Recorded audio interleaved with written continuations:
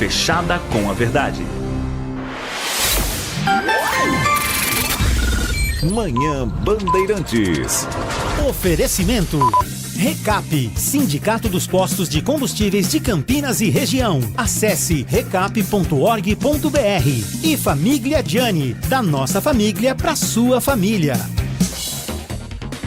10 horas da manhã, 2 minutos. Muito bom dia, obrigado a você que está na Rádio Bandeirantes Campinas, nesta manhã de terça-feira, 10 de junho de 2025. Eu sou Heitor Fredo, agradeço pela sua companhia. Você ficou até agora com o Jornal Gente, de volta amanhã, a partir das 8 horas da manhã, na Rádio Bandeirantes e também na tela da Band News TV. Na reta final ali você ouviu a chamada para a transmissão esportiva, porque hoje tem seleção brasileira em campo e a Rádio Bandeirantes Campinas vai junto na torcida pelo Brasil.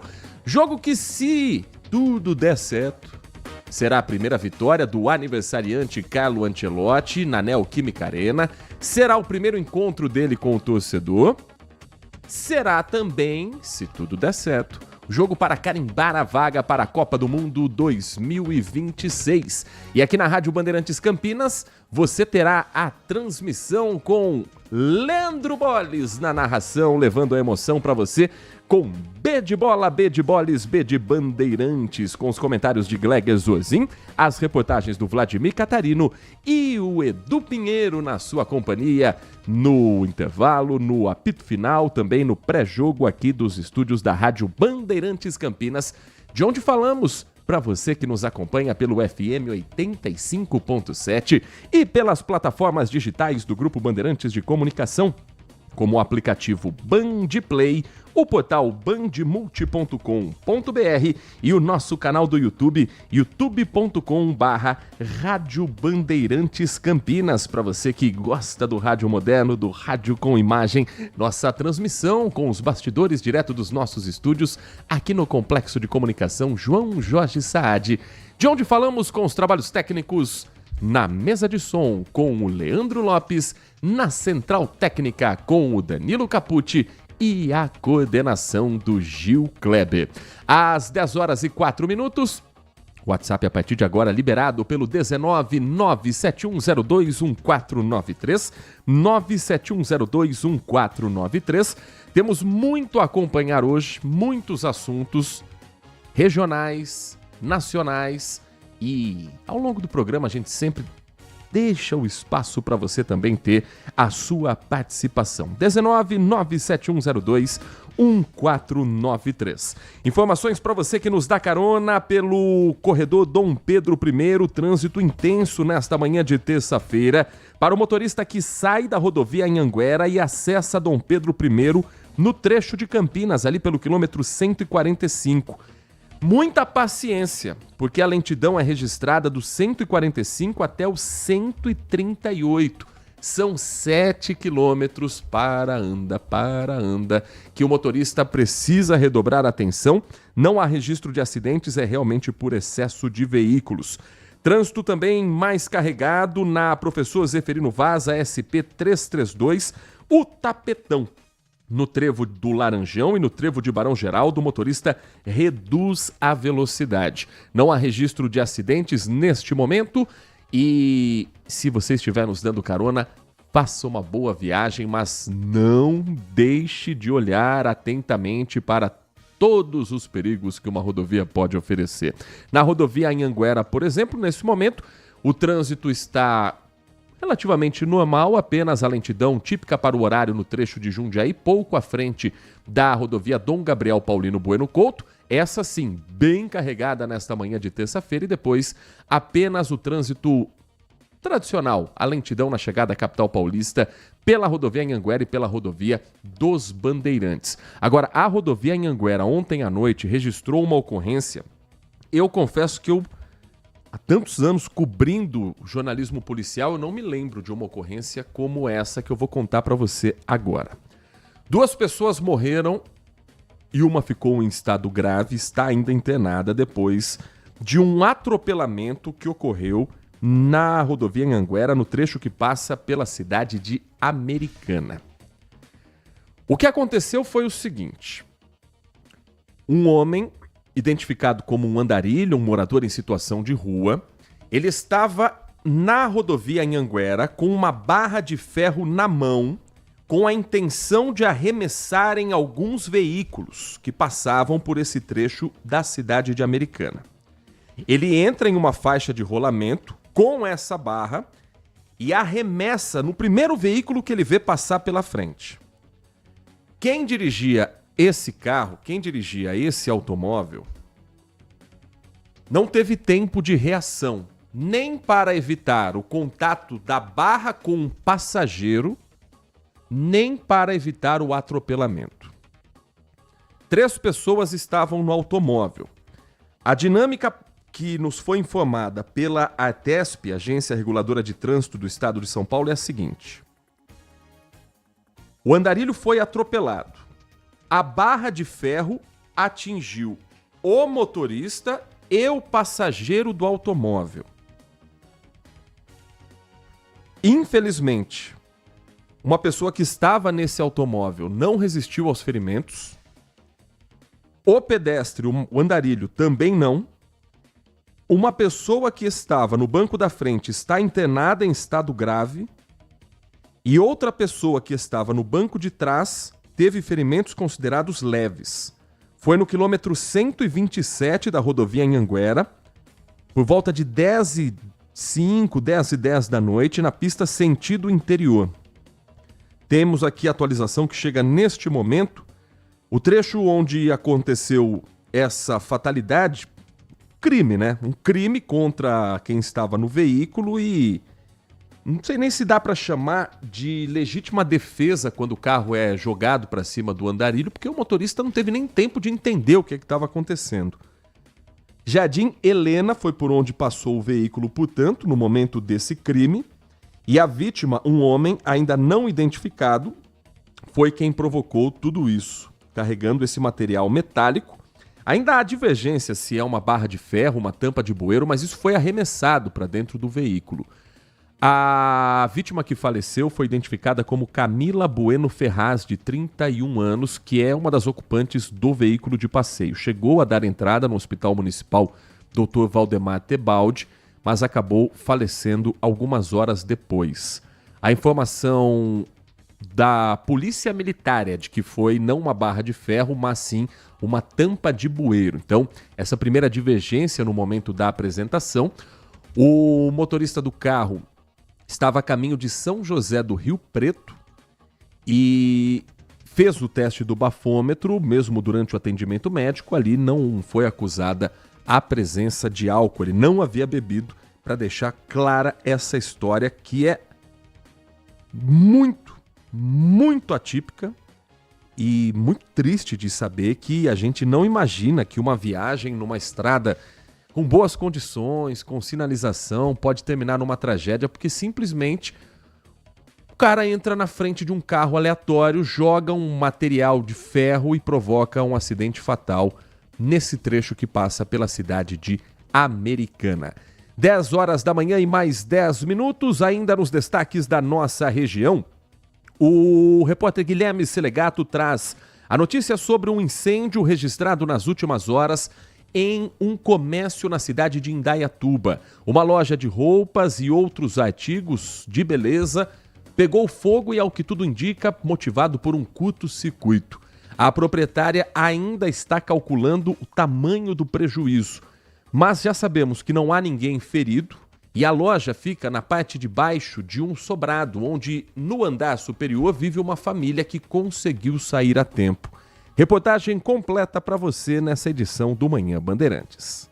O início da semana foi para contabilizar os prejuízos causados pelas chamas. O interior da loja ficou bastante danificado e muitas peças de roupas foram perdidas. Computadores e televisores também foram atingidos. Amigos, clientes e vizinhos da proprietária do estabelecimento foram até a loja para ajudar com a limpeza do local. Muitos manequins se perderam, ficaram sujos e tudo foi descartado. Há 8 anos no local, a dona Ângela nunca tinha passado por algo parecido. Estava na minha casa, né? E daí uma amiga me ligou, estava passando por aqui, viu as fumaças e me ligou. Aí também já tinha chamado os bombeiros. E como eu moro em Salto, quando eu cheguei aqui, os bombeiros já estavam aqui, né? O fogo já tinha sido apagado. Essa imagem de monitoramento de um comércio vizinho mostra a movimentação intensa em frente à loja, que fica no Jardim Morada do Sol, em Indaiatuba. Com uma mangueira, alguns moradores tentam conter as chamas até a chegada do Corpo de Bombeiros. A Defesa Civil esteve no local para fazer a vistoria. E nenhum dano na estrutura foi identificado. O incêndio teria começado por volta das 6h30 da manhã e foram os próprios moradores aqui da região que perceberam uma fumaça saindo do interior do estabelecimento e acionaram o Corpo de Bombeiros. A suspeita é de que um curto-circuito no ventilador teria causado todo esse incidente. Apesar do susto, ninguém se feriu e as causas do incêndio serão apuradas.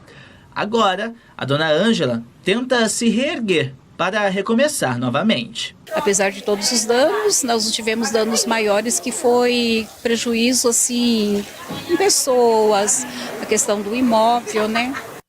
10h13 da nossa região, vamos a Brasília, porque o Supremo Tribunal Federal retomou a sessão que houve 7 acusados de tentativa de golpe de Estado e o ex-presidente da República, Jair Bolsonaro. Interrogatórios que são feitos presencialmente na sala de julgamento da primeira turma da Corte.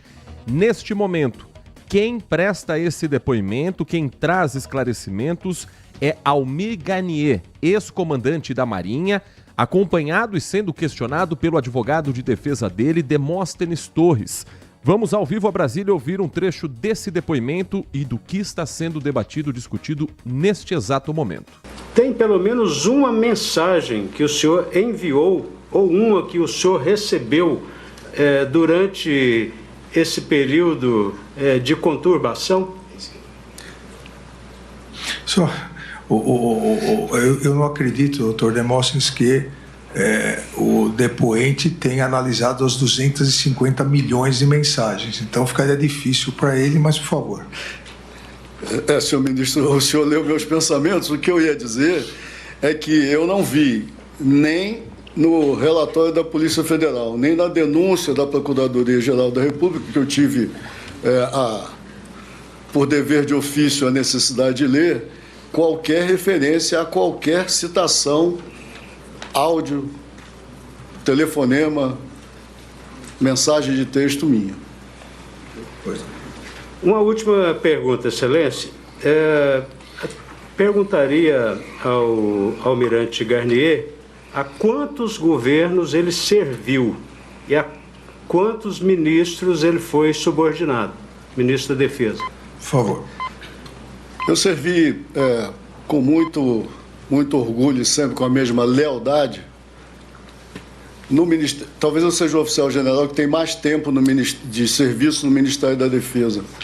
Servi a primeira vez quando o então ministro Jobim era o ministro da Defesa. Ocupava o cargo de assessor de um dos 4 estrelas que assessorava ele.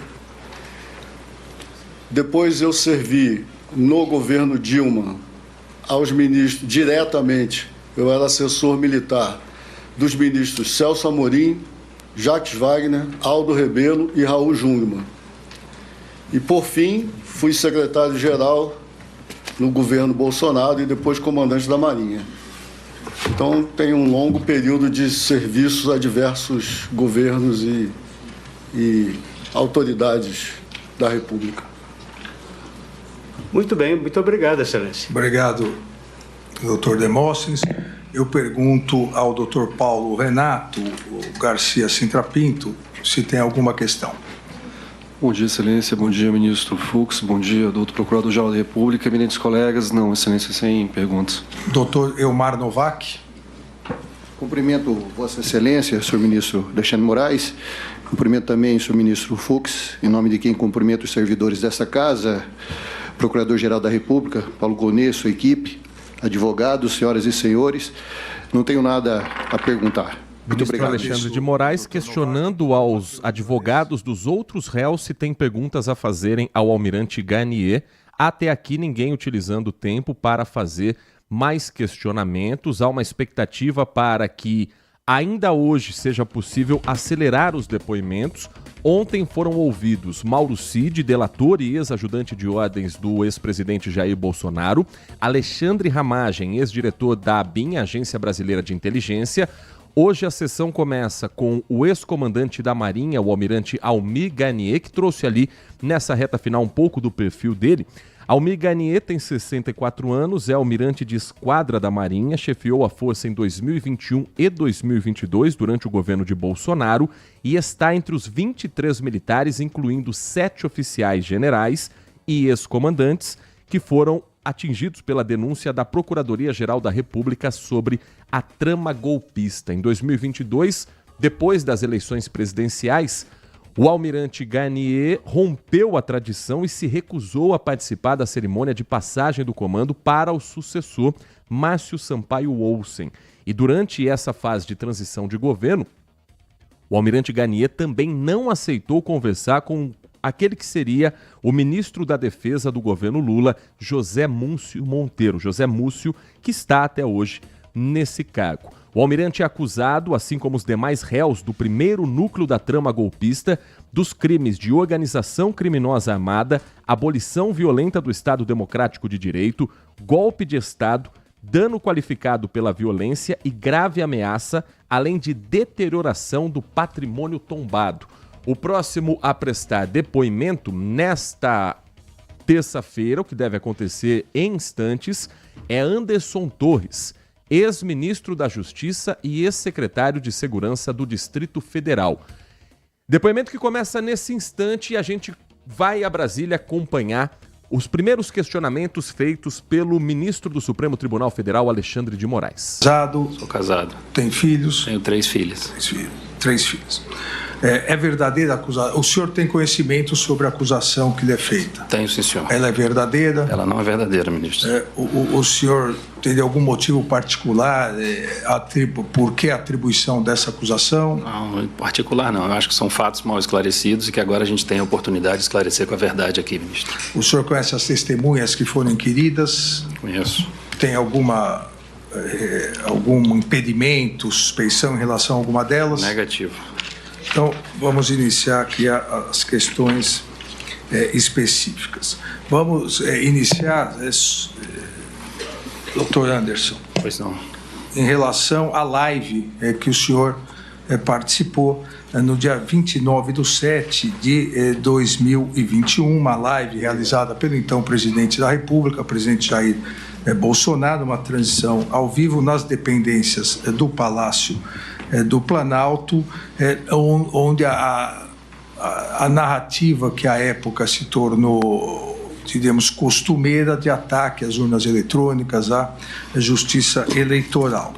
E o senhor participou, o senhor foi chamado a participar, e há uma parte que é narrada nos fatos, tanto na Polícia Federal, no relatório da Polícia Federal, quanto também na denúncia do Procurador-Geral da República, com a participação do senhor, abre aspas, com licença, presidente, corroborando aí as informações e a questão do voto auditável, eu acho importante a gente trazer à tona alguns relatórios. E aí o senhor participa dessa live.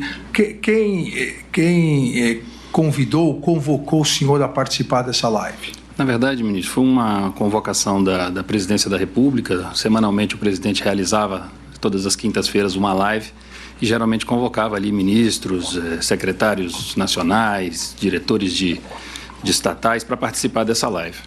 Nós fomos convocados, isso inicialmente gerou um burburinho ali no Ministério da Justiça, porque era um tema que estava bastante em voga, estava muito discutido. Eu não tinha conhecimento técnico nenhum a respeito do assunto. Pedi para minha assessoria, meu chefe de gabinete, fazer um levantamento ali no âmbito do Ministério da Justiça para a gente avaliar algum material, alguma coisa que pudesse me instruir para participar da live. Como eu disse, um tema muito técnico, eu não tinha o conhecimento. Vieram até meu chefe de gabinete alguns relatórios produzidos pela Polícia Federal, acredito eu, no teste público de segurança. Os peritos fazem ali algumas análises do sistema eleitoral e com essas análises eles fazem uma série de sugestões de melhoria, de aperfeiçoamento do sistema. Isso veio até mim, meu staff ali leu tudo que veio, marcou com a caneta daquela Lumicolor ali tudo que eles entendiam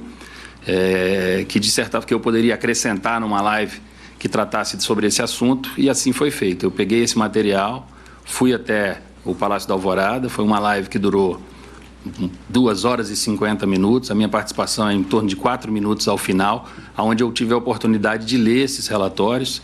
Ler o que foi sublinhado pela minha assessoria, eu li apenas parte deles, foi muito rápida a minha participação. E foi assim que se deu a minha participação, ministro, apenas lendo esses relatórios. Esse é o início do depoimento de Anderson Torres, ex-ministro da Justiça, ex-secretário de Segurança do Distrito Federal.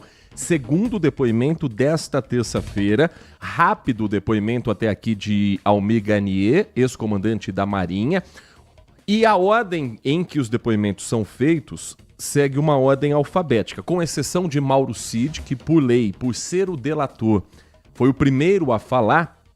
Na sequência, a ordem alfabética para os demais réus. Então ontem falaram Mauro Cid e Alexandre Ramagem.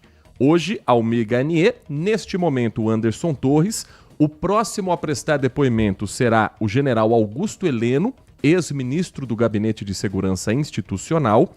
E na sequência, o depoimento mais aguardado, o ex-presidente Jair Bolsonaro. Se for mantido esse ritmo de depoimentos, isso acontece ainda hoje. Porque ontem foram mais de 3 horas de questionamentos a Mauro Cid, que estenderam bastante a sessão, mas me parece que nesse ritmo, ainda hoje, devemos ter o aguardado momento de questionamentos e respostas entre Alexandre de Moraes e Jair Bolsonaro. Depois do ex-presidente, ainda prestam depoimento Paulo Sérgio Nogueira, ex-ministro da Defesa, e Walter Braga Neto, candidato a vice-presidente na chapa de Bolsonaro em 2022, o único que não estará presente e vai ser ouvido por videoconferência. Isso porque o general Braga Neto está preso desde dezembro do ano passado sob a acusação de obstruir a investigação sobre a tentativa de golpe de Estado e obter detalhes da delação de Mauro Cid. Detalhes esses que vieram à tona ontem, e nós preparamos uma reportagem com o Caian Messina para resumir o primeiro dia de depoimentos ao Supremo Tribunal Federal e para você entender exatamente o que está sendo investigado.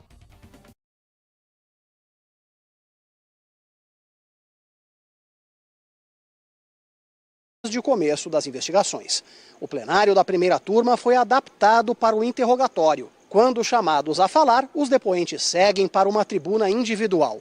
Eles ficam de costas para os outros réus, todos acompanhados dos advogados. O ex-presidente Bolsonaro era o segundo, da direita para a esquerda. O tenente-coronel Mauro Cid, ex-ajudante de ordens de Bolsonaro, foi o primeiro a falar, porque fechou um acordo de delação premiada. Ele confirmou as declarações que tinha feito à Polícia Federal e ao Ministério Público sobre, segundo o militar, um plano de golpe. Cid disse que o planejamento foi consolidado num documento com a decretação de estado de sítio, de defesa e prisão de autoridades, e que Bolsonaro chegou a mexer na suposta minuta do golpe. O documento consistia de basicamente 2 partes, né? A primeira parte eram os considerandos, né? Eram 10, 11, 12 páginas, né? Muito robusto. Nesses considerandos, eles listavam basicamente as possíveis interferências, intervenções do STF e do TSE no governo Bolsonaro e nas próprias eleições. O ex-presidente Jair Bolsonaro recebeu e leu esse documento? Sim, senhor. Recebeu e leu. Ele fez algumas alterações no documento? Sim, senhor. Ele, de certa forma, enxugou o documento, né? Ele enxugou o documento, basicamente retirando as autoridades das prisões, né? Somente o senhor ficaria como preso. O resto não. O resto foi concedido no habeas corpus. Cid negou ter sido coagido pela PF e PGR para aceitar a delação e voltou a dizer que um decreto que impediria a posse do presidente eleito só não foi assinado porque os então comandantes do Exército e da Aeronáutica não aceitaram colocar as tropas na rua. A ideia, segundo ele, era pressionar Bolsonaro para substituir os militares. Existia essa pressão para que, se o general Frei Gomes não tomasse alguma atitude, que colocasse militares que poderiam tomar essa atitude. Bolsonaro acompanhou o depoimento praticamente sem esboçar reação. Se limitou a leves acenos com a cabeça de maneira positiva, quando Cid, por exemplo, afirmou que muitas conversas encontradas no próprio celular seriam bravatas de rede social. Numa conversa rápida com os repórteres, Bolsonaro disse que está tranquilo. O Supremo só permitiu a gravação do áudio. Não tem por que me condenar. Eu estou com consciência tranquila. Tá? Quando fala o tempo todo, assinar o decreto. Não é assinar decreto, pessoal. Assinar um decreto de defesa do CID, o primeiro passo é convocar os conselhos da República da Defesa. Isso foi feito. A defesa do ex-presidente tentou desqualificar as informações da delação de Mauro Cid e quis saber se Bolsonaro já pediu algo inconstitucional. O presidente tem uma frase famosa, mas eu quero saber no âmbito ali do Palácio, naquele contexto dos meses de novembro e dezembro. Ele ouviu o presidente dizer que só agiria dentro das 4 linhas da Constituição? O senhor ouviu isso? Sim, senhor. A expectativa é que todos os 8 réus sejam ouvidos até sexta-feira. Neste momento segue o depoimento de Anderson Torres e que nós vamos continuar acompanhando em detalhes ao longo da nossa programação. O ex-ministro da Justiça e ex-secretário de Segurança do Distrito Federal responde aos questionamentos do ministro Alexandre de Moraes. Ainda hoje também nós conversamos com o ministro do Desenvolvimento Agrário e Agricultura Familiar, Paulo Teixeira. Quando deputado federal durante o governo Bolsonaro, deputado pelo PT aqui do estado de São Paulo, Paulo Teixeira foi o autor da lei antigolpe, como ficou conhecida, mas que tecnicamente é a Lei de Defesa do Estado Democrático de Direito, que é um dos fundamentos base para a acusação contra esses réus. Nós questionamos ele a respeito da lei, de como ele vê esse momento dos depoimentos e falamos também sobre projetos aqui para a nossa região, já que o ministro esteve recentemente no CPQD falando sobre inovação digital e fazendo uma parceria para fomentar a agricultura familiar. Questionado também foi o ministro sobre o preço do arroz. E a gente vai trazer essa e outras informações para você na sequência do nosso Manhã Bandeirantes. O intervalo é rapidinho. Na volta, seguimos monitorando Brasília com os depoimentos no Supremo Tribunal Federal e vamos girar outros assuntos, como, por exemplo, o cuidado com a pele neste período mais frio do ano. Manhã Bandeirantes. Agora, notícias da hora com as notícias locais, nacionais e internacionais, direto da redação da Rádio Bandeirantes. Atenção vestibulandos! As inscrições para o Exame Nacional do Ensino Médio, o Enem 2025, foram prorrogadas e vão até o dia 13 de junho. Então não perca sua oportunidade. As inscrições devem ser feitas pelo site do INEP no endereço gov.br/inep/pt-br, na página do participante. Além disso, a prorrogação da data até o dia 13 também vale para os pedidos de atendimento especializado e tratamento por nome social. Os resultados desses pedidos saem no dia 20 de junho e o prazo para o pagamento da taxa de inscrição vai até o dia 18 de junho. Vale lembrar que os dias de aplicação da prova serão os mesmos, em 9 e 16 de novembro. De Campinas, Bruna Azevedo. Você ouviu Notícias da Hora, aqui na Rádio Bandeirantes. Consumidor, muitas vezes, a qualidade do combustível que você coloca no tanque do seu veículo pode ser tão diferente quanto o preço que você paga por ele. Por isso, procure abastecer em postos de sua confiança e exija sempre o cupom fiscal. É seu direito e a sua garantia. Recap, Sindicato dos Postos de Combustíveis de Campinas e Região. Acesse recap.org.br. Você já experimentou o minestrone do Gianni? É uma sopa italiana clássica com vegetais frescos e saborosos. Aqui, preparamos o seu prato com ingredientes cuidadosamente selecionados para que cada colherada seja um mergulho na tradição italiana. Agora no inverno, você pode saborear os deliciosos caldos e sopas acompanhados dos melhores vinhos da cidade. Ligue 19 3294 287 ou acesse nossas redes @Família Gianni. Da nossa família pra sua família, proporcionando bons momentos sempre. Brasileirão Série C é na Band. Todo sábado às 5 da tarde, a bola rola ao vivo na tela da TV Band. Os clubes da nossa região na disputa pelo acesso à Série B do Brasileirão. E todos os jogos de Guarani e Ponte Preta você acompanha na Rádio Bandeirantes com a melhor equipe comandada por Carlos Batista. Seja na TV ou no rádio, Brasileirão Série C é aqui, na Band. Manhã Bandeirantes. Agora 10 da manhã, 32 minutos, de volta com o nosso Manhã Bandeirantes. Obrigado a você que está conosco desde cedo. Seja bem-vindo, seja bem-vinda. Você que está chegando agora à programação da RB. Nesta terça-feira, 10 de junho de 2025, os termômetros do CEPAGRI da Unicamp marcam neste momento 19 graus e meio, com vento na casa dos 9 km por hora. Aquele ventinho que faz a sensação térmica dar uma caída. 19 graus com uma sensação do que? Uns 18 mais ou menos, quem sabe. A mínima hoje em Campinas, na casa dos 13 graus e meio. E a Nath Luquezzi, que está muito bem agasalhada, vai responder pra gente.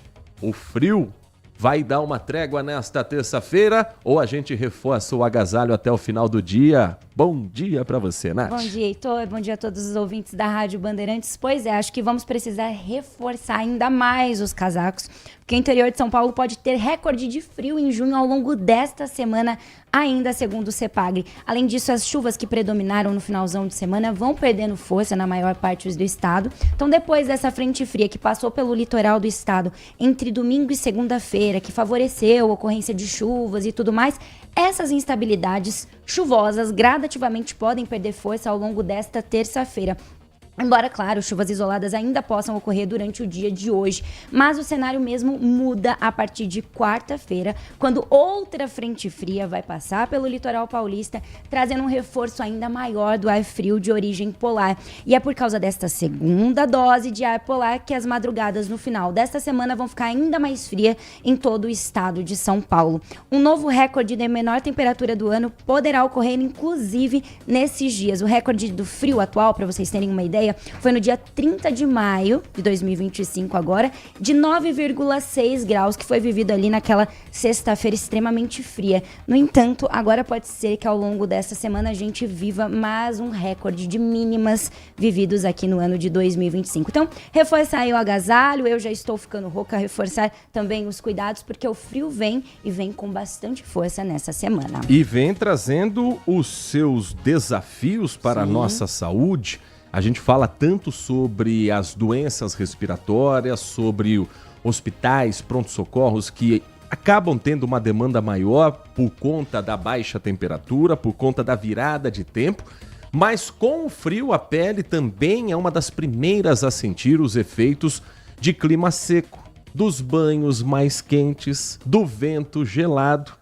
E no inverno é comum surgirem muitas queixas como ressecamento, descamação, coceiras e até agravamento de algumas doenças dermatológicas. Sobre esse assunto, e para a gente também aprender um pouco mais de como cuidar da nossa pele nesse período mais frio do ano, o Manhã Bandeirantes conversa nesta terça-feira com a doutora Natácia Pisani, médica dermatologista, membro da Sociedade Brasileira de Dermatologia. Doutora Natácia, muito bom dia, é um prazer ouvi-la aqui na Rádio Bandeirantes Campinas. Bom dia, eu agradeço muito o convite, bom dia aos ouvintes da Rádio Bandeirantes. Doutora, o que a gente pode fazer de cara para evitar que a nossa pele sinta o impacto dessa virada de tempo e do que daqui para frente vai ser uma tendência, pouca chuva e muito frio? Pois é, entrando nessa época de seca, né?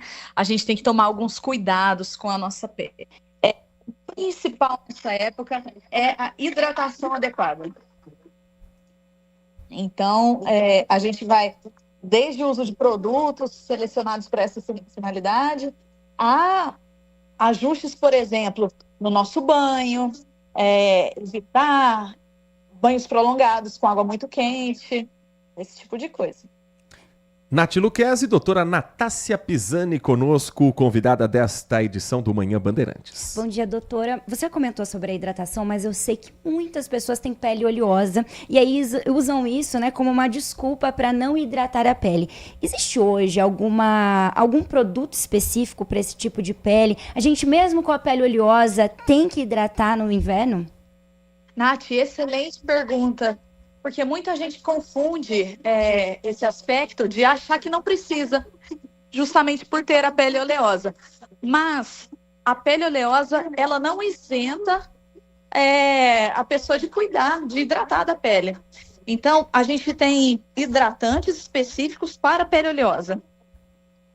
Principalmente veículos mais leves, produtos à base de ácido hialurônico. Outra preocupação que talvez não fique como prioridade nessa época do ano, doutora, é o uso do protetor solar. Talvez as pessoas tenham aquela sensação de que o sol não está tão forte, não preciso passar proteção na minha pele. Mito ou verdade? É mito. O que acontece? Às vezes a gente se sente mais confortável, né? Num clima mais ameno, mais frio, e acaba dispensando a proteção solar. É claro que a incidência de ultravioleta tende a ser menor no inverno, mas isso também não dispensa o uso de filtro. Então, como o dano solar é cumulativo, a gente orienta que sempre use protetor o ano todo. Com certeza. Doutora, um outro ponto são os lábios. Os lábios ficam extremamente ressecados. O que a gente pode fazer? Muitas pessoas passam a língua nos lábios, a saliva, e isso eu sinto que só piora. Exatamente, só piora. Esse é um péssimo hábito. Umedecer os lábios com saliva dá uma falsa impressão de mantê-los hidratados, mas na verdade a saliva ela resseca mais, ela irrita os lábios, ela pode piorar eczemas em torno dos lábios. O ideal é que se tenha produtos específicos para isso. Hidratantes labiais, que a gente use e abuse de hidratantes labiais nessa época do ano, e não só nessa época. Nós estamos conversando com a doutora Natácia Pisani, médica dermatologista, membro da Sociedade Brasileira de Dermatologia, que atua com foco em prevenção e saúde da pele em todas as estações, mas claro que agora, chegando o inverno, a gente está acostumado, né, doutora, a tomar banho mais quente, é verdade, às vezes um pouco mais demorado. Quais são os riscos para a pele da temperatura muito alta da água e, além disso, do choque térmico? Ao abrir a porta do banheiro, vem aquele vento gelado. Quais são os riscos disso tudo para a nossa saúde? Pois é. O que acontece? Se tiver alguma dificuldade é por causa do retorno, viu, gente? Eu estou ouvindo minha voz aqui. Mas, é o seguinte. A pele da gente produz uma barreira, um manto lipídico, que é uma gordurinha que reveste e protege a nossa pele. E os banhos prolongados, com água muito quente, ou mesmo a fricção constante de esponjas, buchas, esses hábitos, eles removem essa proteção natural da nossa pele. E aí, ela fica mais vulnerável a agressões externas e também a piora de quadros. Por exemplo, agora nessa época é muito comum que a gente veja peles ressecadas que passam a ter coceira com mais frequência, ou pacientes que já têm algum problema de base, como psoríase, dermatites, acabam piorando por conta dessa agressão à barreira cutânea. Então, quando a gente fala que precisa hidratar, que a hidratação é importante, não é no sentido cosmético da coisa, é no sentido de justamente restaurar esse manto lipídico de proteção da pele. Então é bom evitar também esfoliações excessivas, que a gente faz bastante no verão, mas e no inverno, doutora? Também, assim, não só no verão, dependendo, inclusive, você tocou num ponto importante. Por exemplo, o paciente está fazendo algum tratamento, está usando algum tipo de ácido e tal. É bem, assim, pontual essa indicação de benefício da esfoliação, sabe? Isso deve ser feito de maneira bem esporádica mesmo. E agora, no inverno, principalmente, por conta dessa fragilidade maior de barreira cutânea, aí não é uma boa época, definitivamente. Doutora Natácia, muito obrigado pela sua atenção com o nosso ouvinte. Doutora Natácia trouxe muitos esclarecimentos para a gente. Certamente ajudou muita gente e superou a dificuldade do delay e do retorno, que é para poucos, viu, doutora? É verdade. Pois é. Assim, sem retorno, a gente só tem que falar e esquecer o que está ouvindo, né? Mas olha, muito obrigado mesmo pela atenção com o nosso ouvinte. Tenho certeza que a partir de agora muita gente que está nos acompanhando e nós também vamos tomar mais cuidado com a nossa pele nessa época do ano. Um bom trabalho para a senhora e para toda a equipe, viu, doutora? Isso aí, agradeço. Muito obrigada e até a próxima, pessoal. Bom dia. 10h42 e ainda falando sobre saúde nesta época do ano, nós falávamos ontem com a Nath Luquezzi sobre o trabalho de vacinação em Campinas, em pontos espalhados pela cidade, além dos centros de saúde, os 68 que oferecem a vacina contra a gripe. Mas se a população não vai até a vacina vai até a população. Porque ontem começou o trabalho nos terminais de ônibus e o repórter Everton Ramos foi acompanhar o primeiro dia em uma semana importante para a vacinação aqui da cidade. Ele conversou também com a Shaula Vizelli, que é da Vigilância Epidemiológica, que trabalha com a Secretaria de Saúde de Campinas, está diretamente ligada ao trabalho de vacinação e a gente vai saber um pouco mais sobre a busca do campineiro nesse programa de imunização da cidade. Nada como uma tenda de vacinação dentro de um terminal de ônibus para Solange conseguir se imunizar contra a gripe. Porque eu sou de outra cidade, então até chegar lá os postinhos já fechou e eu tô até atrasada com ela. Aí agora deu certo. Uma ação para facilitar. E além da gripe, ela ainda tomou a vacina da Covid, que estava atrasada. Nessa semana de intensificação, terminais como esse daqui, shoppings e supermercados se tornam postos de vacinação. É mais uma forma de aproximar a vacina do público. É uma estratégia fundamental para a gente ampliar o acesso da população à vacina, né? Então a gente quer levar a vacina para mais próximo das pessoas, para que facilite essa adesão, para que as pessoas consigam se imunizar e garantir a adequada proteção. Até sexta, os terminais Barão Geraldo, Central, Campo Grande e Ouro Verde vão vacinar das 4 da tarde às 7 da noite. No Campina Shopping, as vacinas serão aplicadas das 4 da tarde às 8 da noite.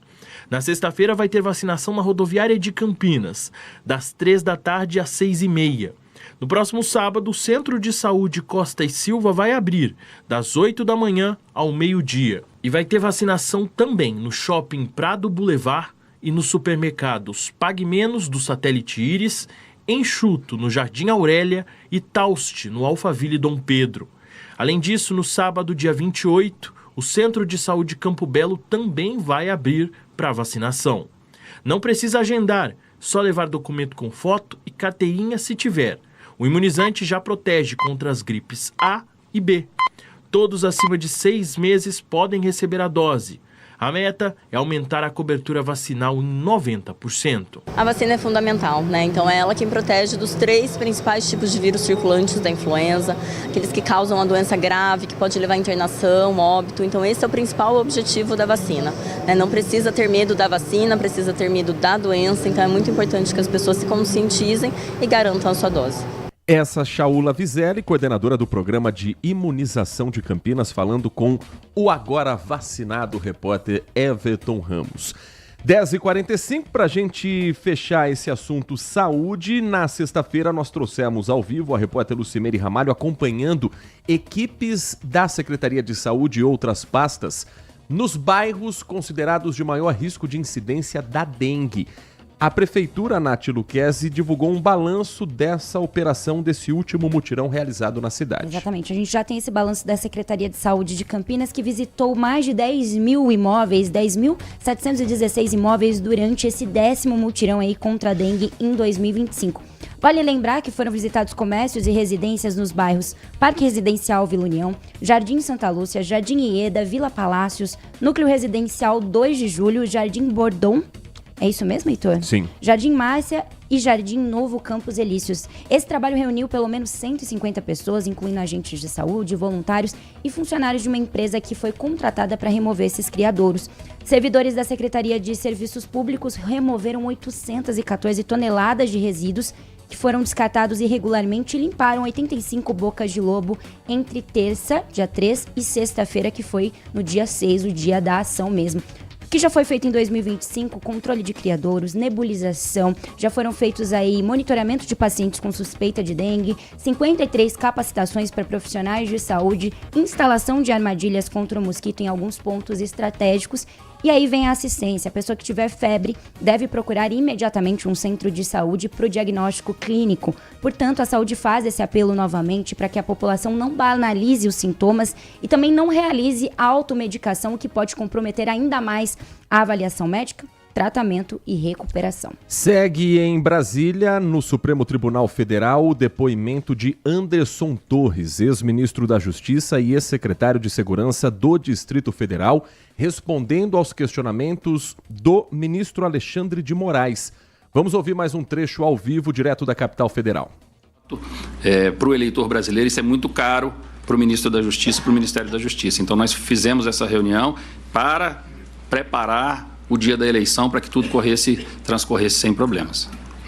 Então, após essa reunião, que como o senhor bem recordou, é do dia 19/10 de 2022, no dia 20, um dia após a reunião, no grupo em off, um grupo do qual alguns membros do Ministério da Justiça participavam, a doutora Marília comentou no grupo, entre aspas, achei que o 01, o senhor falou bem ontem na reunião, ao que Fernando, que é o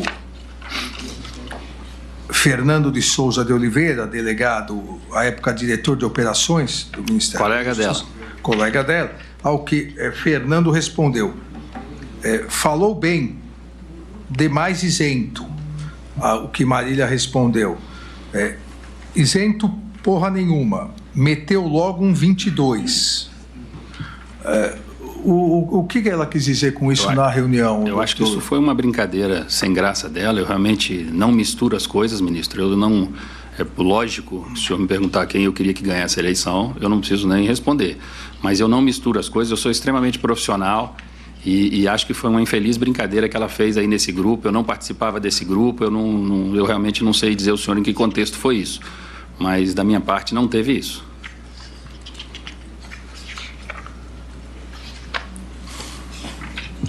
O senhor logo após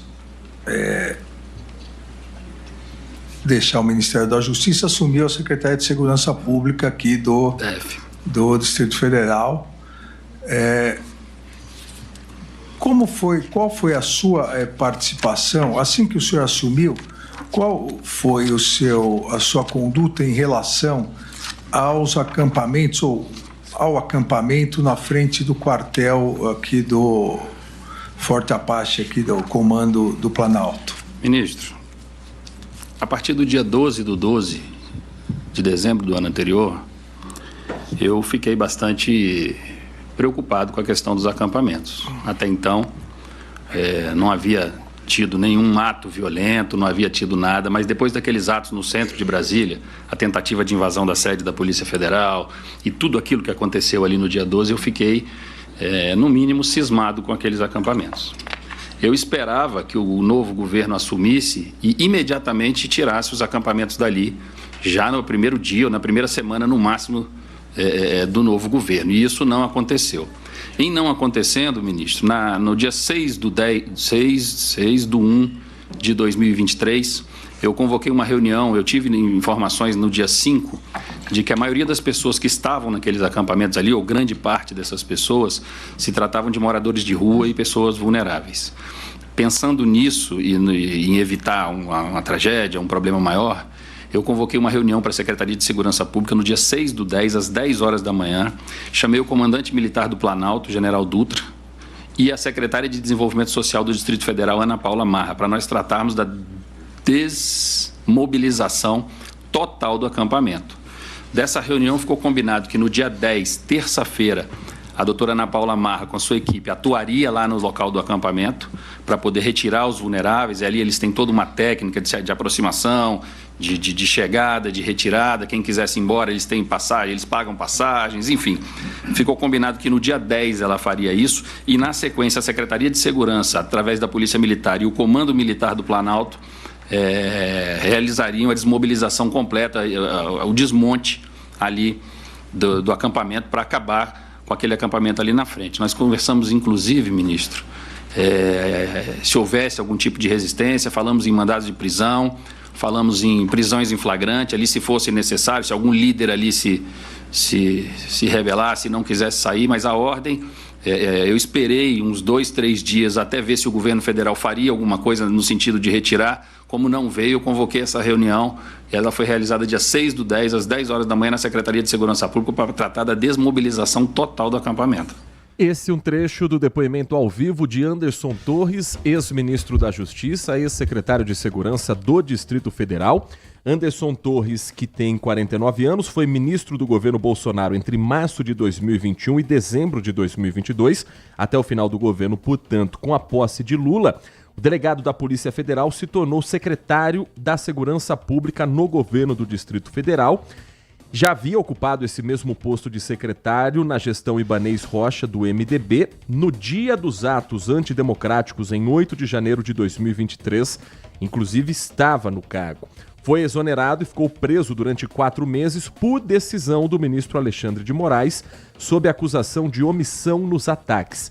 Atualmente, cumpre medidas cautelares, uso de tornozeleira eletrônica, restrição de deslocamento e o famoso assinar carteirinha para o juiz.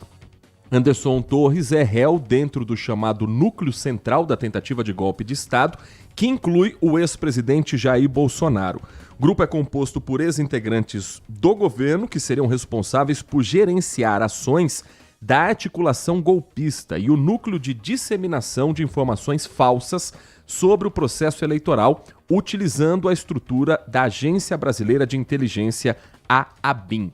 Lembrando, Mauro Cid, delator e ex-ajudante de ordens de Bolsonaro, foi o primeiro a depor ontem. Alexandre Ramagem, ex-diretor da ABIN, também falou ontem.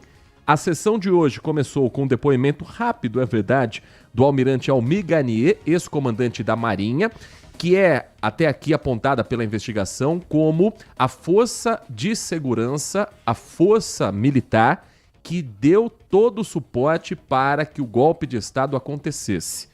Então, o que a investigação aponta é que a Marinha embarcou com tudo no projeto do golpe, a Aeronáutica desde o início disse não, ficou nas mãos do Exército, que também disse não em suas autoridades máximas, mas que tem outros nomes que aí sim estão como réus.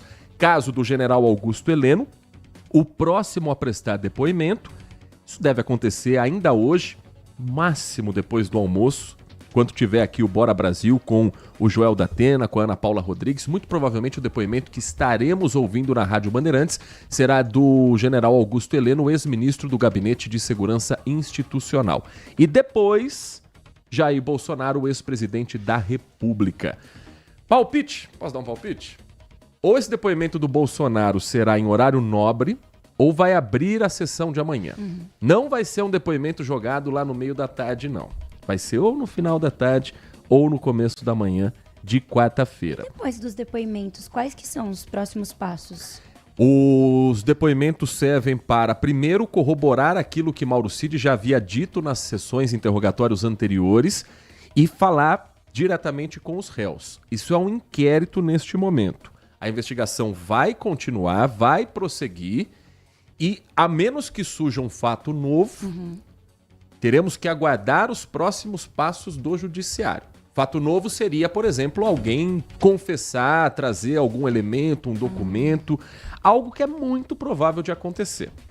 O que, sejamos honestos, é mais esperado até aqui é o depoimento do ex-presidente Jair Bolsonaro. Não sabemos se ele vai se manter em silêncio, se ele vai confrontar as acusações apontadas pelo ministro Alexandre de Moraes e, claro, o núcleo bolsonarista, principalmente o eleitor do Bolsonaro, espera dele uma resposta, um enfrentamento, mas não sei se é a melhor estratégia para a defesa do ex-presidente. Então fica no ar essa dúvida de qual será o comportamento dele, que tem falado pouco com a imprensa nesses 2 dias de sessões, e dele que é apontado como se não o grande articulador, o maior beneficiado de um golpe de Estado que não aconteceu. A defesa de Bolsonaro e o próprio ex-presidente usa como um dos seus principais argumentos o fato de não ter acontecido o golpe de Estado. Mas o processo todo está em cima de uma lei que criminaliza a tentativa de golpe. Essa lei é recente. Foi aprovada em 2021 durante a gestão de Jair Bolsonaro. Quem propôs a lei foi o então deputado federal pelo PT de São Paulo, o hoje ministro Paulo Teixeira, à frente do Ministério do Desenvolvimento Agrário e Agricultura Familiar. A Rádio Bandeirantes Campinas, o nosso Manhã Bandeirantes, nós fomos convidados hoje mais uma vez a participar do programa Bom Dia Ministro, que é organizado pela EBC, pelo governo federal. É uma coletiva de imprensa com 8 rádios de todo o Brasil, e a Rádio Bandeirantes Campinas foi convidada para entrevistar o ministro do Desenvolvimento Agrário e Agricultura Familiar, Paulo Teixeira. Nessa entrevista que nós vamos reproduzir um trecho para você, o ministro falou primeiro a respeito do preço do arroz. O governo federal lançou no último Plano Safra o programa Arroz da Gente, incentivando a retomada da produção de arroz pela agricultura familiar. Basicamente é um arroz sem cobrança de juros para esses pequenos agricultores. E como isso está ou se está impactando no preço do arroz que nós pagamos no dia a dia e dos outros alimentos. Questionei para o ministro a respeito da visita que ele fez recentemente a Campinas, num acordo firmado com o CPQD, na intenção de levar tecnologia a pequenos agricultores. E também perguntei a respeito da lei que ele foi o autor e que hoje coloca Bolsonaro e outras lideranças do governo anterior no banco dos réus. E a gente acompanha a entrevista que teve a condução da jornalista Karine Melo, que é apresentadora do Bom Dia Ministro, e que a Rádio Bandeirantes Campinas participou nesta terça-feira. O arroz, basta ir no supermercado. Você vai comprar... O arroz hoje é o carro-chefe da diminuição de preços de alimentos no Brasil. O ano passado, essa época, se você comprasse 5 quilos de arroz, você não encontraria por menos de R$32. Hoje, você vai no supermercado, você encontra até, não todo arroz está custando, mas você já encontra de R$15. Metade do preço. É um produto que não só não teve inflação, como teve deflação. Isso em um ano diminuiu o preço. Isso são políticas públicas. É crédito, também programas de estímulo, como o programa do contrato de opção, que foi feito pela Conab, e também houve um estímulo de uma nova cultivar da Embrapa, que expandiu a produção de arroz para o Centro-Oeste. Todas essas políticas fizeram com que baixasse o arroz. E aí você pergunta sobre o preço de alimentos. O arroz, ele baixou, na média, 15%. O feijão baixou, na média, 24%. Né? Os ovos, que estavam muito caros no final do ano, e nós queremos que possam chegar a um preço menor, mas já baixaram em 10%. Nós também tivemos uma diminuição do preço do frango. Enfim, o tomate, laranja baixaram, e com isso, olha aqui, eu estou recebendo da nossa produção aqui, que já tem arroz a R$12,90, tipo 12,90. Então, essa sensação do arroz já pode ser vivida pelo povo brasileiro, mas o que a gente quer é que tenha um equilíbrio entre o preço para o consumidor e o preço para o produtor. Essa é a nossa preocupação para frente, porque não adianta você ter anos de alta, depois anos de baixa, depois sobe de novo, baixa. Nós queremos estabilidade, que tem que ser para os dois lados. Mas o arroz, ele já gerou essa sensação de diminuição. O presidente Lula, ele é obcecado por preço de alimentos. Ele, como ele foi líder sindical, o líder sindical sempre se preocupa com o poder de compra dos trabalhadores, e o poder de compra vai também do custo dos alimentos, e nesse momento nós estamos num momento positivo em relação ao custo dos alimentos. No Brasil tem alimentos que precisam baixar mais, nós não temos dúvida, e eu posso assim falar de alguns alimentos que precisam baixar mais. As carnes, elas precisam baixar mais, né? Nós sabemos que o café está com preço alto, mas significa também que teve quebra de safra no mundo inteiro, e por isso que o Brasil está sendo muito requisitado em função do café. Mas todo o esforço do governo do presidente Lula é para que o povo brasileiro tenha alimentos com preço adequado para a sua renda e o produtor também seja remunerado adequadamente. Ministro, vamos a Campinas, vamos lá para a Rádio Bandeirantes, porque o Heitor Fredo também já está com a gente. Oi, Heitor, bom dia para você. Bom dia, Karine, bom dia, ministro, a todos que estão acompanhando a gente. Ministro, o senhor esteve em abril, agora desse ano, aqui em Campinas, num encontro no CPQD, onde foi firmada uma parceria dentro do projeto Semear, falando sobre inovação e tecnologia para o pequeno agricultor, para a agricultura familiar. Esse projeto está andando e como ele deve funcionar na prática e de que maneira a tecnologia, a inovação pode ajudar esse agricultor no dia a dia? Oi, Fredo, obrigado pela sua pergunta, porque você me permite também lembrar de um dos temas que serão estimulados no Plano Safra, que é da conectividade. Nós vamos fazer um programa de estímulo à conectividade no campo, porque o agricultor não pode ficar sem acesso à internet. Todo o bem-estar que a cidade promove, nós temos que promover ao agricultor também. E por isso que no Plano Safra vai ter um programa de conectividade. Mas eu tive aí em Campinas, no CPQD, obrigado de você lembrar, foi para conversar sobre conectividade, que é o projeto Semear. E nós, então, agora, nessa semana, devemos avançar já nas tratativas com o CPQD para fazer algumas experiências de conectividade em regiões que não têm cobertura de celular, entre elas o Vale do Ribeira e outras regiões que nós vamos estimular a conectividade. E aquela conversa que eu tive com o CPQD já teve desdobramentos com o secretário Moisés Savian para celebrar um acordo com o CPQD para garantir a cobertura de conectividade, cobertura de celular em algumas regiões brasileiras, e isso também está fazendo com que nós tenhamos uma relação muito direta com o Ministério das Comunicações e com a Anatel para que essa conectividade se estenda a todo o território brasileiro. Ministro, o senhor na gestão anterior como deputado federal foi o autor do projeto de lei de defesa do Estado Democrático de Direito, ficou conhecida como Lei Antigolpe, que é a base, uma das bases para o que a gente está vendo essa semana para o inquérito no STF. Como é que o senhor tem acompanhado esse momento da nossa democracia? Olha, é importante, obrigado da tua pergunta, Heitor, porque nós aprovamos essa lei em defesa do Estado Democrático de Direito no governo do Jair Bolsonaro. Ele que sancionou essa lei.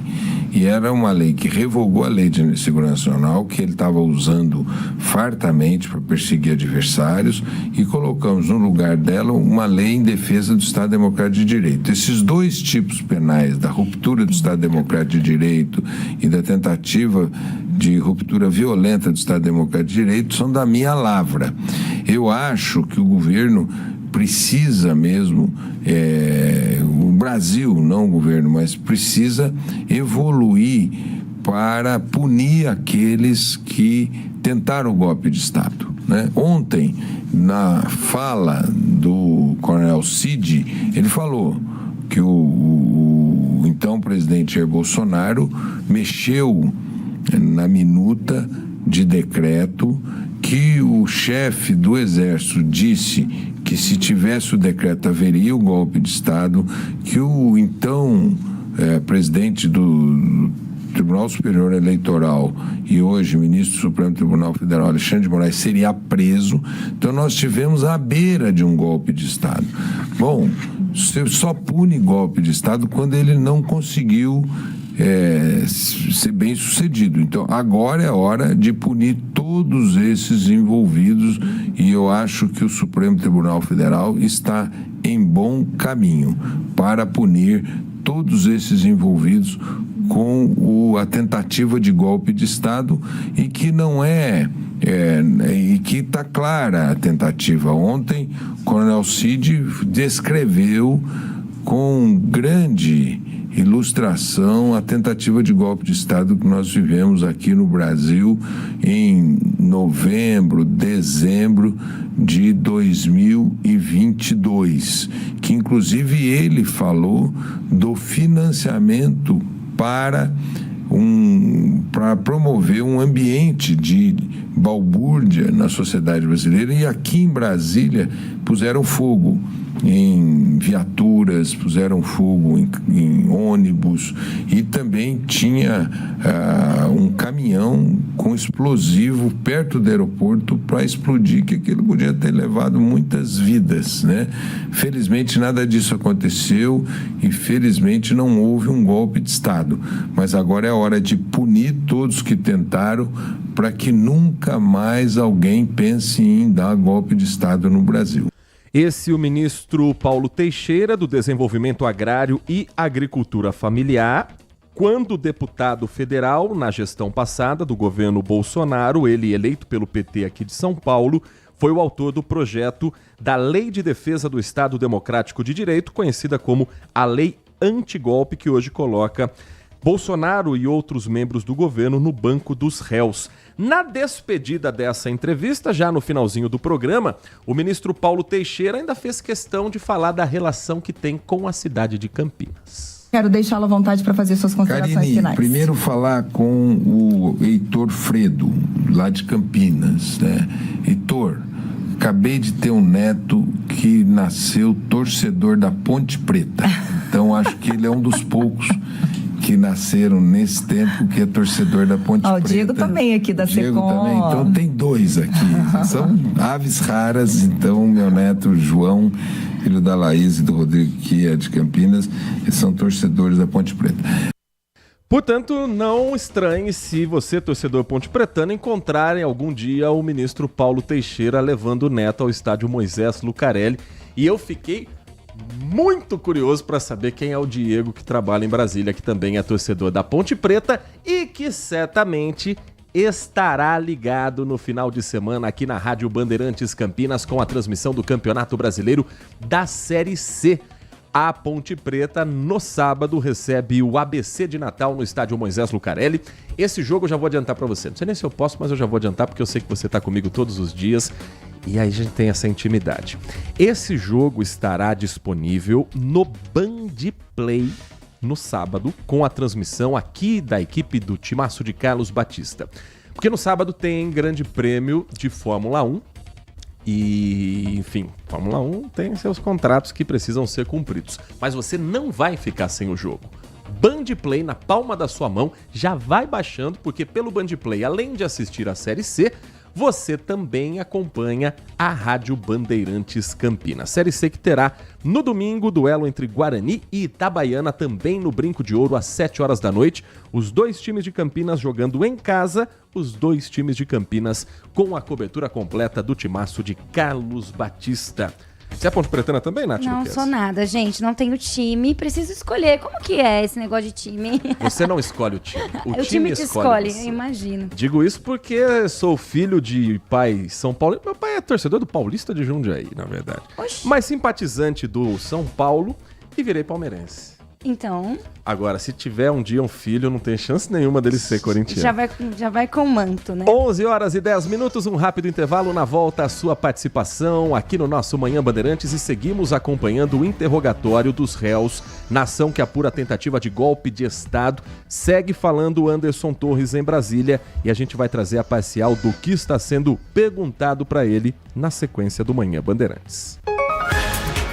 Você está ouvindo Manhã Bandeirantes. Oferecimento. Recap, Sindicato dos Postos de Combustíveis de Campinas e Região. Acesse recap.org.br. E Família Gianni, da nossa família para sua família.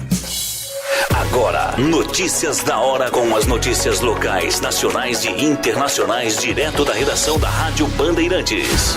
A Prefeitura de Campinas começou a nova campanha para facilitar a vacinação contra a gripe fora dos postos de saúde. A ideia é aumentar a proteção, especialmente para os grupos mais vulneráveis. A vacina é para todos a partir dos 6 meses de idade. Na programação desta semana, de hoje até sexta, equipes de saúde estarão vacinando em vários locais da cidade, sempre no final da tarde. No Campinas Shopping, no Jardim do Lago, a vacinação acontece das 4 às 8 da noite. Enquanto isso, no Terminal Barão Geraldo, Terminal Campo Grande, Terminal Central e Terminal Ouro Verde, a vacinação acontece das 4 da tarde às 7 da noite. Além disso, 2 postos de saúde vão abrir excepcionalmente aos sábados.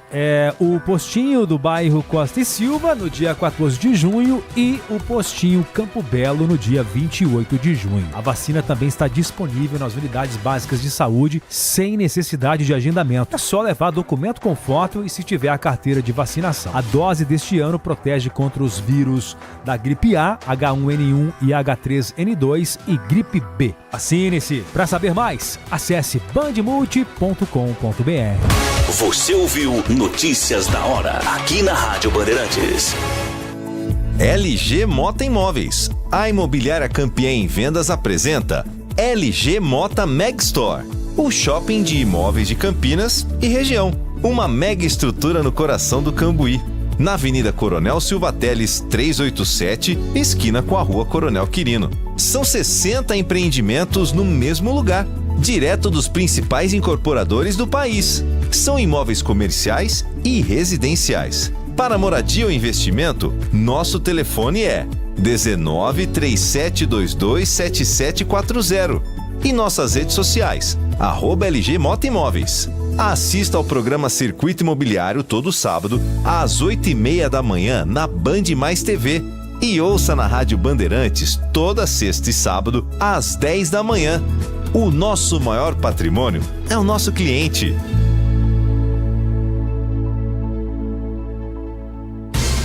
Nossa área, a opinião dos nossos craques sobre tudo de Guarani e Ponte Preta e dos times da região. Carlos Henrique, a melhor e mais premiada equipe esportiva do interior paulista. De segunda a sexta, das 11h30 ao meio-dia. Siga e assista no nosso YouTube, Rádio Bandeirantes Campinas. Ouça no FM 85,7 e nos aplicativos de celular. Rádio Bandeirantes, fechada com você, fechada com a verdade. Manhã Bandeirantes. 11 da manhã, 14 minutos. Mais um trechinho do depoimento de Anderson Torres ao vivo antes de nós girarmos a participação aqui do nosso ouvinte no Manhã Bandeirantes. Depoimento neste momento do ex-ministro da Justiça e ex-secretário de Segurança do Distrito Federal lá no STF. Do presidente Lula. Não fez. Passou a semana, não fez. Quando chegou no final da semana, aquela situação me incomodando, eu chamei a reunião para que a gente montasse a operação e tirasse isso de lá o mais rápido possível. Bom, senhor ministro, só ele poderia explicar, quando soube das invasões aos prédios públicos, o acusado se manifestou publicamente sobre isso? Me manifestei sim, ministro Alexandre. É só um minutinho para o senhor, que eu acho que até eu trouxe aqui.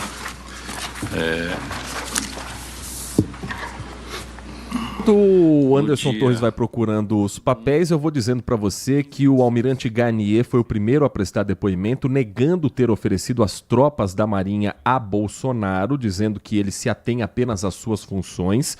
E disse ainda que passou mal com o 8 de janeiro. Diz que a nação brasileira não precisava disso. Ao longo da programação, ele ainda está procurando os papéis, a gente vai trazer mais sobre esse assunto. Mas o almirante Garnier disse que teve até consequências físicas, que vomitou depois porque foi triste. A nação brasileira não precisava das cenas do 8 de janeiro. Ouvinte no ar, mensagem de áudio para você aqui na RB. Bom dia, Heitor, tudo bem? Bom dia. Esse julgamento aí da turma aí da golpista aí, acho que nem precisava, né? Julgamento não, depoimento, né? Que tá tendo aí com esses golpistas sem vergonha aí. Isso aí nem precisava, porque as provas já tá mais do que na cara, né? Todo mundo viu e eles mesmos filmaram os crimes, né? Então, sei lá, isso é tudo perca de tempo, já era pra estar na cadeia essa cambada de bandido aí, de bolsonarista.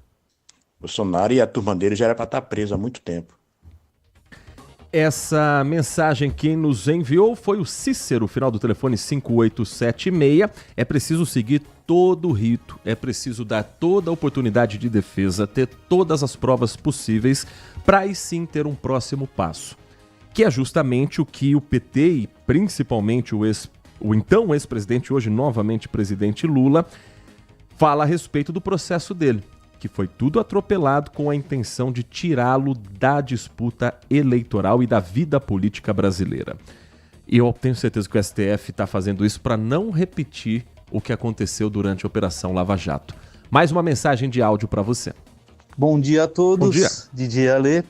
Heitor Fredo, gostaria de falar sobre o processo aí do Bolsonaro, as pessoas em volta dele, né? Que está acontecendo. Eu escutei o programa anterior, alguns depoimentos, né? O senhor. Cara, se dirigindo a Alexandre de Moraes, foi com o senhor, apareceu o senhor. Quer dizer, eu assim, acho até agora que é a raposa cuidando do galinheiro, entendeu? Tem que ser visto, tem que ser investigado. Se for culpado, tem que ser punido, mas não pelo Alexandre de Moraes. Eu acho que é um ato falho. O Alexandre de Moraes está lá comprovado com os depoimentos que está sendo citado e é ele que vai julgar. Eu vejo assim, não é legal. Alguma coisa não está engrenada, não está certa. Mas que tem que ser visto, tem que ser investigado, sem dúvida nenhuma. Pedindo licença a você, Heitor Fredo, na sexta-feira, nosso colega Tandy Negrão me fez uma pergunta e com toda a liberdade eu gostaria de responder e agradecer ao Tandy, né? É da taxação das grandes fortunas. Eu conheço o presidente Lula desde os anos 90, ele vinha fazer comícios e alguns atos de sindicalistas em greve de sindicatos bancários, greve de professores. O Lula sempre falava, sempre estava aqui, e eu participava da empresa de som. Desde aquela época que o Lula fala em taxação de grandes fortunas. Nós tivemos o Lula 1, Lula 2, Dilma 1, Dilma 2, e agora Lula 3. Até agora, nada de taxar grandes fortunas. Eu sou sim a favor da taxação de grandes fortunas. Mas será que vai acontecer? Eu acho que não. Um grande abraço a todos. DJ Alê. Depende também do Congresso Nacional colocar esse projeto em pauta, em votação. São vários os projetos. Tem projeto de 2019 do senador Plínio Valério, do PSDB do Amazonas. Tem projeto do PSOL de 2008, lá atrás. Está tudo tramitando, está tudo parado. Então, depende sim de uma boa vontade do governo, que fala, mas nem sempre briga por essa pauta, até porque as grandes fortunas também estão na colaboração e nas doações de campanhas para todos os candidatos competitivos. As grandes empresas doam para quem for ganhar, independente de ideologia.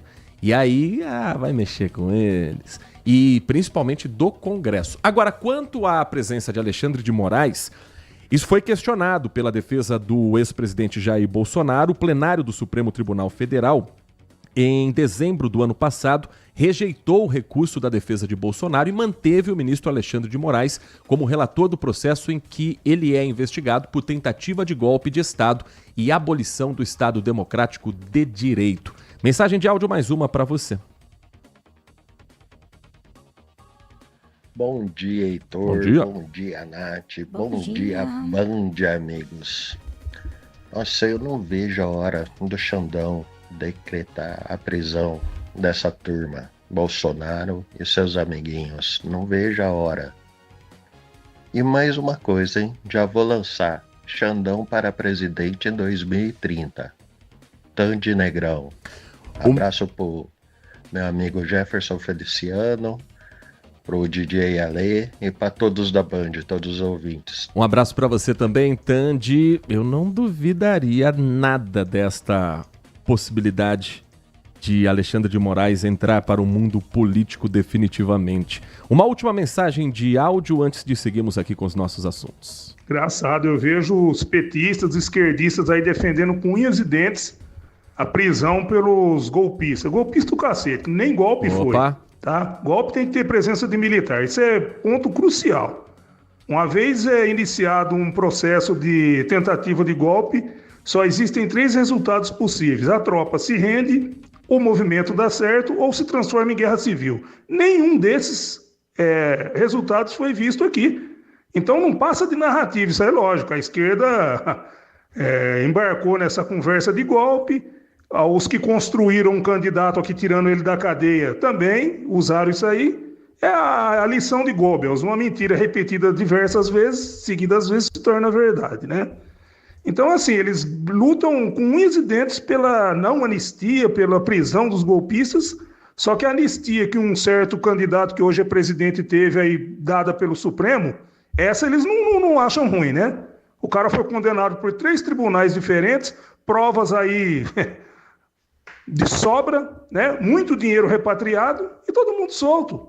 Inclusive uma mulher do presidente do Peru, condenada a 15 anos de cadeia, com envolvimento com essa mesma empreiteira que mandou um monte de vagabundo brasileiro para a cadeia, e ainda tem a cara de pau de mandar uma aeronave paga pelo contribuinte brasileiro lá no Peru para buscar essa mulher para cá, ou seja, agora ela circula nos shoppings, nas altas rodas aqui de Brasília, gastando o dinheiro que ela conseguiu com a corrupção, com essa empreiteira. Vamos falar desse tipo de anistia? Isso vocês não querem falar, né? Eu não gosto de Jair Bolsonaro, mas também não gosto de injustiça. Paulo Neves, da Vila Nova. Muito obrigado ao Paulo Neves. Bom, quando o Paulo cita da presença dos militares, alguns deles estão sendo ouvidos nesta semana. O próximo depoimento, inclusive, é do general Augusto Heleno, ex-ministro do Gabinete de Segurança Institucional, e o militar anterior que prestou depoimento era o comandante da Marinha, Almir Garnier. E só para deixar uma questão técnica muito clara aqui, que há uma diferença entre anular a condenação e anistia. Anular a condenação foi o que aconteceu com o ex-presidente Lula na Operação Lava Jato. O Supremo Tribunal Federal seguiu uma decisão que foi do ministro Edson Fachin e que anulou as ações penais contra o ex-presidente Lula por não se enquadrarem no contexto da Operação Lava Jato, por 8 votos a 3. Anistia é você perdoar um crime ou ter o esquecimento de um crime que aconteceu. Então, não estou entrando no mérito se está certo, se está errado, se é a favor ou contra. Só estou fazendo essa separação.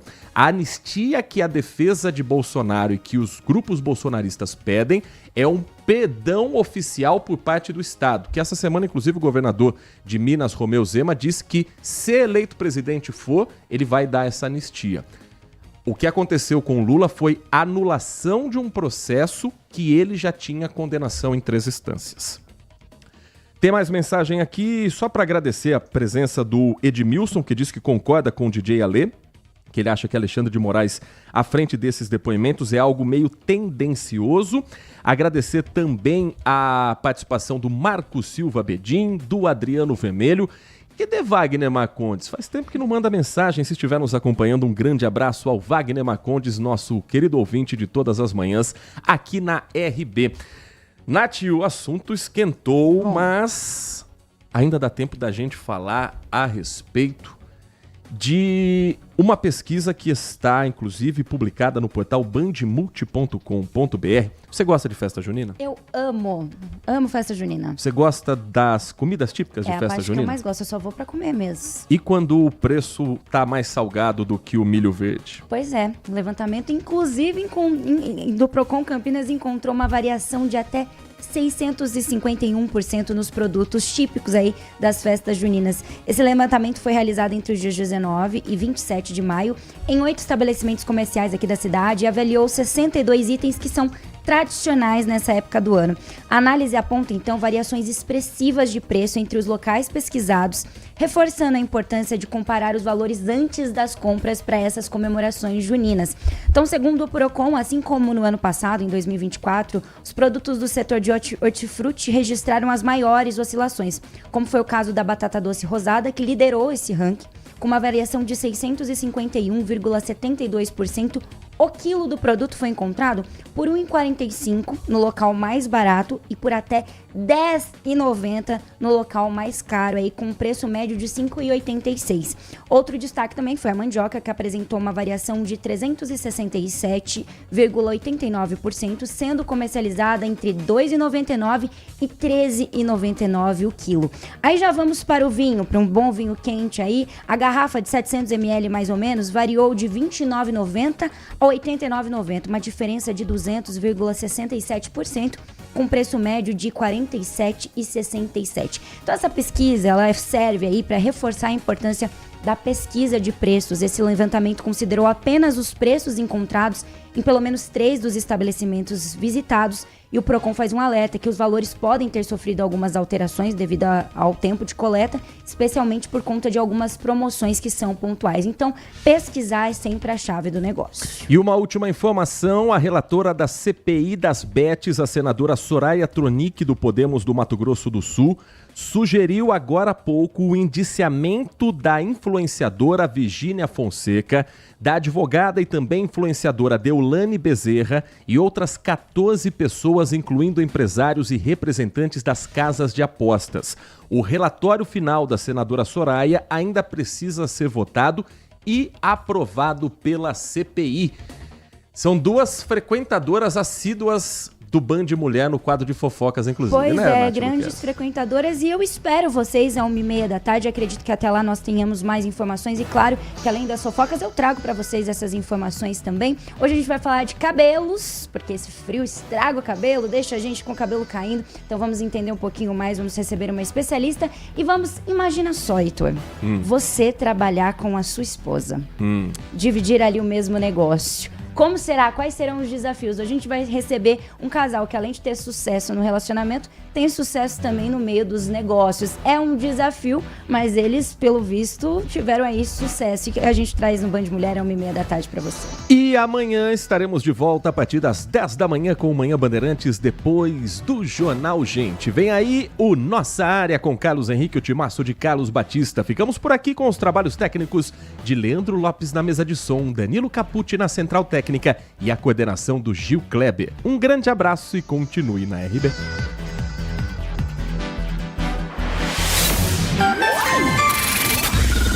Manhã Bandeirantes. Oferecimento. Recap, Sindicato dos Postos de Combustíveis de Campinas e Região. Acesse recap.org.br. E Família Gianni, da nossa família para sua família.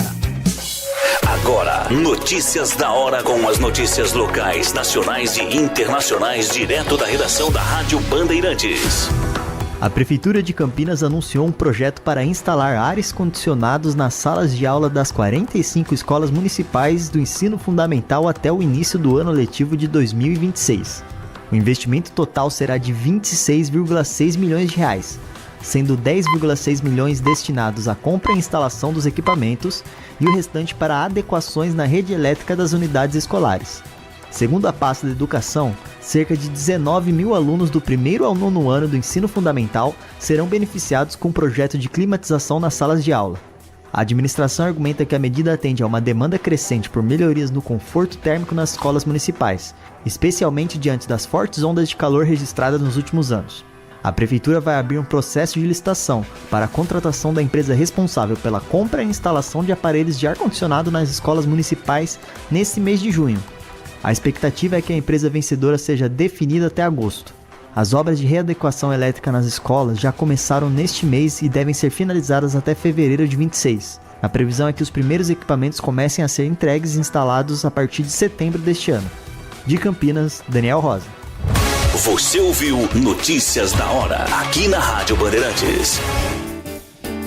Apreciar um bom vinho não é em qualquer lugar que você encontra. No Famiglia Gianni, todas as quintas-feiras, das 19 às 23 horas, você ouve o melhor do jazz. Sem cobrar cover artístico, você pode harmonizar um bom vinho, bons pratos com uma boa música. Tudo isso é entregue em um ambiente acolhedor e muito charmoso. Famiglia Gianni, da nossa família para a sua família. Consumidor, muitas vezes, a qualidade do combustível que você coloca no tanque do seu veículo pode ser tão diferente quanto o preço que você paga por ele. Por isso, procure abastecer em postos de sua confiança e exija sempre o cupom fiscal. É seu direito e a sua garantia. Recap, Sindicato dos Postos de Combustíveis de Campinas e Região. Acesse recap.org.br. Você está na Rádio Bandeirantes, no seu rádio, no aplicativo Bandplay e também no YouTube.